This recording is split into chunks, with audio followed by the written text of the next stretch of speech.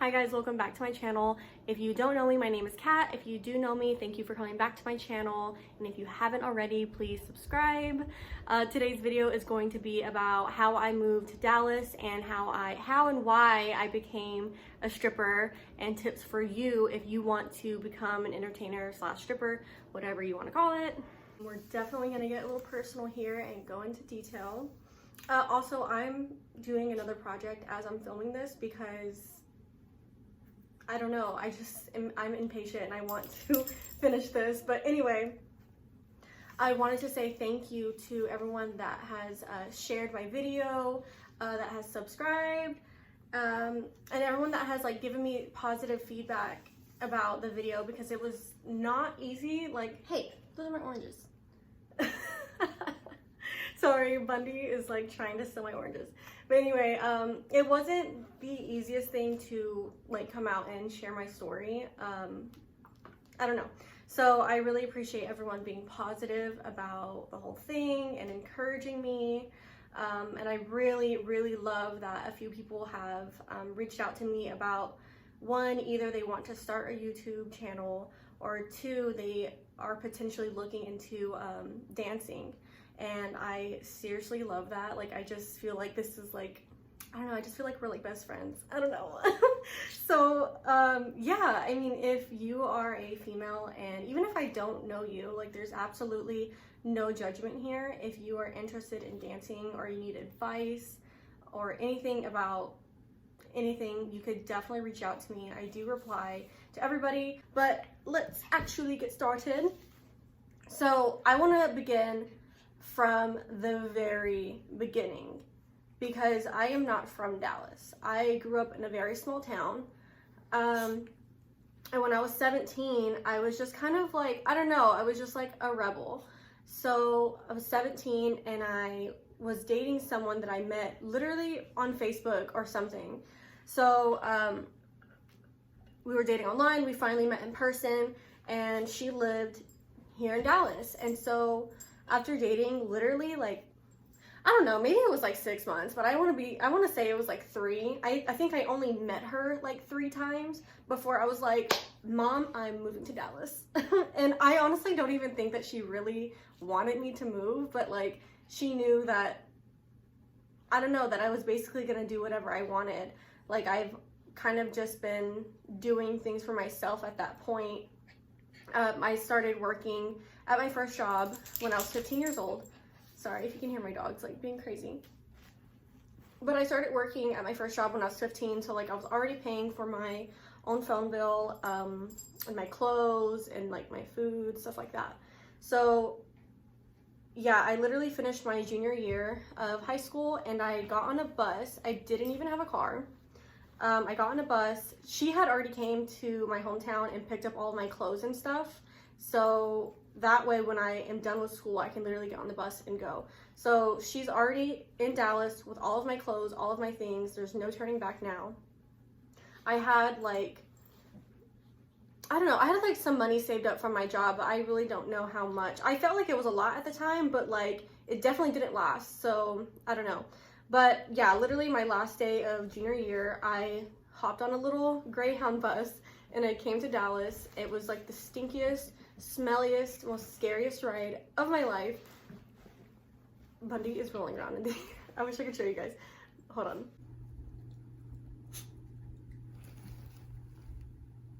Also, I'm sorry for the really weird angles, but like I've been sitting here making this flower wall. That's why, yeah, sorry about that. A few months go by and whatever money I came to Dallas with is like gone. I'm pretty sure I spent most of my money on like, I don't know, dumb things. Obviously, I was 17 years old in a big city that I'm not used to. So I did apply to so many jobs, and like back then I felt like it was just unbelievable. I could not get a job. I could not find a job. It was just insane to me because I don't know, in my hometown, like I applied and then I got hired. Like it was just like that. And so her best friend worked at a shoe store in the mall, and he kind of like hooked me up there to get me hired. And you actually had to be 18 to get hired, but I was just so desperate. I was so desperate to just start working. And so I literally lied and said that I was 18 years old. And I don't know how that worked because obviously I had to give them my ID and like social security and everything like that. But I mean, I got hired. I was working and was getting paid. I don't know if I should even be telling you guys that, but like, yeah, I lied that I was 18 years old so I can get hired and start making money. So I was making money, but it was literally minimum wage. And at the time, it wasn't a big deal because I lived with my girlfriend and she had her apartment, and like with or without me there, she was already paying the bills. So she didn't really expect me to pay anything, but sorry, that's Brantley.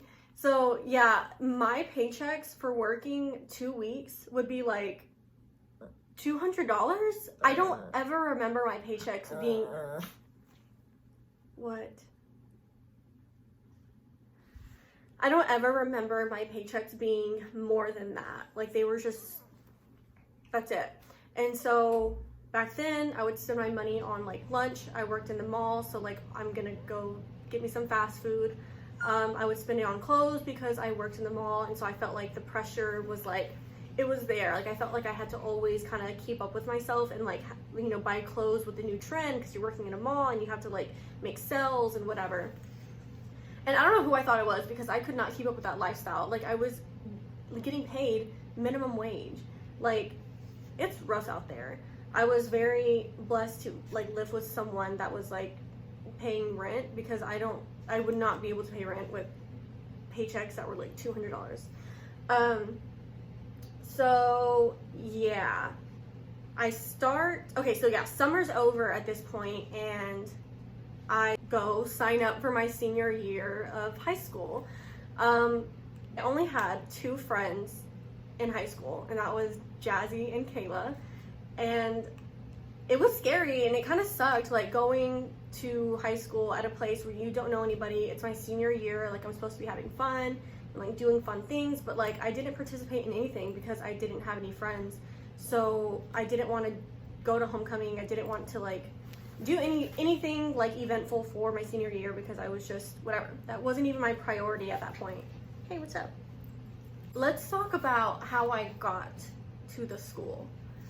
I did not have a car, and back then Uber wasn't a thing. I mean, there were taxis, but like, oh my gosh, my dogs are just crazy, sorry. But yeah, taxis were expensive and I was making minimum wage. So I would wake up like 4 or 5 in the morning every day, walk outside to the bus stop, take the bus to the train station, take that train to like 2 other train stations. From that train station, I would take the bus like 8 stops down that was like close enough to my high school, and I would walk the rest of the way. So that would take like 2-3 hours, and if I was late, like I have to catch the next bus, and then I'd be late to school and I would get in trouble, and like my teachers hated me, or like some of them. But yeah, and sometimes like it was just like so hard. Like I almost didn't finish high school. I was literally gonna drop out. Like at that point I was like, what's the point? I was like, I feel like I know people that don't have a diploma and I think they're fine. Like that was my mindset. I was 17. Yeah, I am grateful for her for that. Because I probably wouldn't have. Like it was so hard, and there would be days where I couldn't even afford the bus ticket. And like with my student ID, I think it was discounted, but like literally the bus driver knew me at that point, but like I would just pretend like I lost my ticket, or I forgot my wallet, or like I'll get you tomorrow or whatever. Like I was literally like, please, because I was poor and I had to take the bus every day. And I mean, I really don't remember how much it was, but I think for I don't know, maybe it was literally like a few dollars, but I mean, my paychecks were like $200. I had like enough credits where I could get out of school at like noon. So that was also like really helpful because I obviously still had to maintain my job at the mall. So I would leave school around 12, walk to the bus station or whatever, bus stop, take the bus back to the train, take that train to another train station. From that train station, take the bus to the mall, And that's how I got to work how I got to school, from school to work, from work to home, every single day. And so like I said, like those bus tickets add up. And you know what? I think that my school ID didn't even count. I think that it had to be like a college ID for the bus tickets. I don't really remember. But I mean, there were some days where like I literally didn't have money for food when I was at work. I don't even know if I ever ate at the school. I don't think I did, because I think I had to pay for it at the school too, and so I was like, whatever. So yeah, I mean, there was days where I literally just didn't have enough money for lunch, so I would like eat crackers, like the free crackers at Corner Bakery, and I would go to Starbucks to get like a free water. It made me at least feel like I had something to like walk around with like a drink in my hand. I felt like I had a purpose. I don't know. And yeah, so sometimes my friend Hansi, who I love so much and I'm so grateful for too, sometimes she would take me to work, or sometimes she would take me home. So yeah, that was like really nice when I had someone to actually drive me around. It was like working 2 jobs and going to school, and it was super hard because I didn't have a car and I was super poor. During the time that I was living with her, me and her ended up like breaking up at one point, and we were kind of like not together, but we were, because we still lived together. I don't know, it was weird, but I started like kind of talking to this girl that literally lived in Canada. Like, she didn't even live in the US, and we would talk like day and night, and I was convinced I was gonna save up my little $200 paychecks to go see her in Canada. Me and a friend, she works at the mall too. She works at like another shoe store in the mall, and me and her had talked about moving in together. One day, like, she loses her job at the shoe store, and she asked me to come over and we're gonna like go job hunting. After like a full day of applying to these restaurants, at the end of the day, I was just kind of like, I think we started having some wine. At the end of the day, I was just kind of like,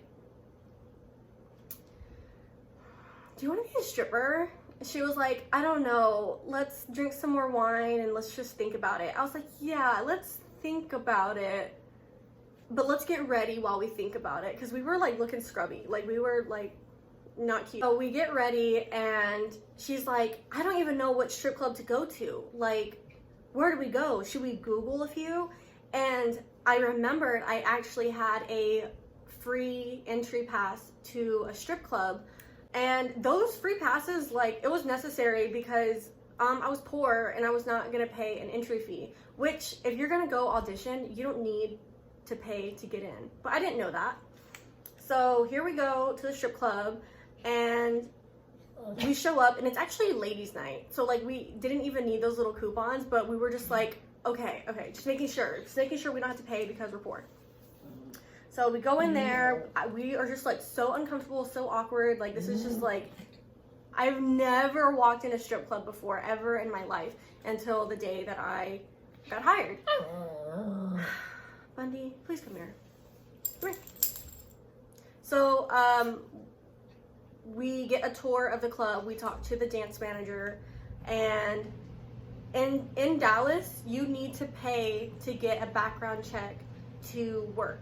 In other cities, you don't have to get a background check, but in Dallas you do. Basically, what it's for is to just make sure I'm not underage, giving you a fake ID saying, hey, okay, you are being crazy. Okay, I'm sorry, I'll play with you when I'm done. So,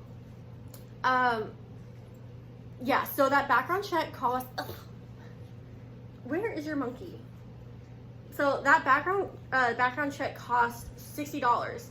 And so the dance manager was like, you're hired, but you have to pay the $60. And we were like, so we waited until we both got our next paychecks from the retail store. That's how poor we were. Like, we didn't even have $60 to pay for our background check to become a dancer. Yeah, I just walked the dogs, and anyway. So yeah, once we were able to get our backgrounds done and they came back, I think it might have taken like a day or two to process, I'm not really sure. But now it's time to dance. And like at this time, like I was nervous, but I was not really nervous. Like I was so ready to move out and like, Wendy, I was so ready to move out and like, you know, live with my friend, like have a roommate. I was ready to like go to Canada, like all these crazy things. My friend picks me up. I had like some, do y'all remember Rue 21? I don't know if that store is still open, but Rue 21, they had like 2-piece lingerie sets that were like really cheap. Like for like a 2-piece, it was like $20 or something. So I had like this, it was ugly. Honestly, it was just like an ugly, cheap lingerie outfit. And I wore like regular heels, like heels that you would wear like out to a club. Those are not the shoes, the stripper shoes that you need to wear to a strip club. You know what I mean? Like you need stripper shoes. But I didn't know that. So my friend picks me up. I literally have like the cheapest vodka and Sprite, and I mix it together in a bottle and I bring it with me because I'm like nervous. I need to have a drink. I don't know what to expect. So we get there, whatever. I remember as soon as I walked out of the locker room, this guy approached me. It looked like he had been working in the oil field all day long. It looked like he hadn't shaved in like 5 days. He smelled. He came up to me. He was like, "Can I get a dance?" Like I literally just walked out the locker room and he approached me. He was like, "Can I get a dance?" And I was like, "Sure." And so we go back there, and I never thought about this, but I was like, how the F do I give a lap dance? It never occurred to me that I would have to do that. Like I thought that a strip club was like all stage money. I thought that I'm gonna go on stage and someone's gonna make it rain and I'm gonna be rich and that's it. No. And also, you do not need to know pole tricks to be a dancer. You don't. Honestly, like to this very day, like if I were to go to the club right now and work, I probably wouldn't do any pole tricks because 1, I'm just lazy. 2, I don't know. I feel like, I mean, don't get me wrong. Some girls make a lot of money on stage because they do like all that extra pole work or whatever. But like, that's just not me. I used to do that when I first started and I learned a few things, but like now it's like, no, just show yourself. Like guys want to see you. Like they don't care if you can do a flip or not. Yes, if you do a flip or 2, maybe you'll get tipped. Maybe you won't. So it's not promised. I'm not saying like if you learn a bunch of pole tricks, you're gonna make more money, because it's not promised. It's just up to the crowd of who's watching you. Some people care, some people don't. So anyway, my first night, I think it was maybe like a slow like Thursday or Friday night. I don't know. But I remember I went home and I counted how much money I made. Me and my friend made like about the same amount. So I made $200 my first night, and I was just like, oh my God, I'm rich. I made $200, wow. Which I'm not saying like I wasn't grateful or I'm not grateful now, but back then making $200 in a night was a lot of money compared to now. If you were to make $200 in a night, it's like, okay, it was a slow night. Still very grateful regardless of how much I make. I ended up moving in with my friend. We had this like garage apartment in Lower Greenville. You guys, my rent was, well no, our rent was $695, all bills paid in Lower Greenville. What? So me and her split that. So like I was paying like, I don't know, it was just super cheap back then. So I moved out. I'm living on my own now. No, I never went to Canada. That's a different story. But me and her lived together for like, I don't know how long, but I was making like, you know, a few $100s a night. Like back then, I think I literally made $200 or $300 like when I would go in, and I thought that I was banking. Like I thought I was making a lot of money. And then I saw other girls around me like making thousands of dollars, and I was like, me and my friend, like every time I would go to work, like we would go to work together. And maybe like a month later, I saw how much money she had saved up. Like she was like, oh my God, I'm just so excited. My savings is building and I'm gonna go get a bank account and put all this money in my savings. And I was like, what money? Because I was like still in the same position that I was when I first started, not saving money, not being responsible, like just buying pointless things. So when I saw that she was saving money, I was like, I should do that too. I started saving money. I feel like I really didn't start making a lot of money and start saving until like a year into stripping. And so I still didn't even get a car until like maybe a year or two later into stripping. So let's fast forward to like a year or two of me dancing. At that time, my friend already moved out, and so I'm living in the place alone. And then I got a new girlfriend, and she was living with me. And at that time, I still don't have a car, but she has a car. And she's actually not even working. So she was basically just like staying at home all day while I went to work. Anyway, so I would drive her car. And so the time that I was with her, I was not worried about saving for a car because I was driving hers. Like, I was not thinking about long term. One day I was just like thinking about it, and I felt like, I don't know, like something just finally, like I came to my senses, and I was like, I am taking my clothes off for a living and I have nothing to show for it. I don't have a car. I don't have like a house. Like, what? Like, yes, I was doing way better for myself then than where I was when I first moved to Dallas, but I was still like, I can do better. So I finally got my own car, and then I moved into like a better apartment. My biggest regrets when I first started dancing is not going in with a plan, not saving. I regret being in a relationship for the majority of the time that I was dancing, which my girlfriend at the time didn't mind that I was dancing. I mean, obviously, because she didn't have a job and she stayed at home. But like, I feel like I would have been more focused on my goals and just focused on like what really mattered in life instead of being in a relationship. And like, I don't know, like if I was like tired at work, I would just come home just so I could be with her, or like some days I just wouldn't go, like on the weekends, because me and her would like go out. And it's like, I don't know, I just wasn't really focused like I should have been because I was in a relationship. Or I mean, if you were to be in a relationship and dancing, then just be with someone who encourages you and, you know, checks up on you and your goals. Like, what are you doing? What are you doing in life? Like, what do you have planned?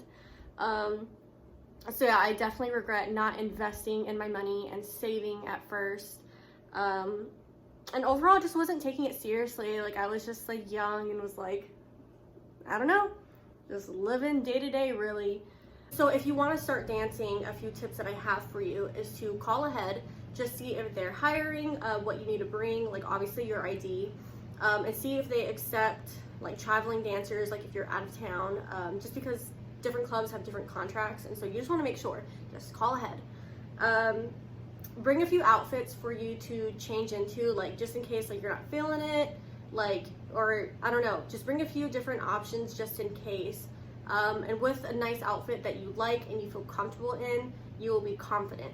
And so that's another tip. You need to be confident, and you need to be positive, and you need to be comfortable. So like if you're not necessarily comfortable right now dancing or being naked in front of people, like slowly work your way into it. Like maybe you could be a waitress or a bartender or a door girl, something like that. And so you can kind of just be around the environment and get used to it, and then work your way up to being a dancer.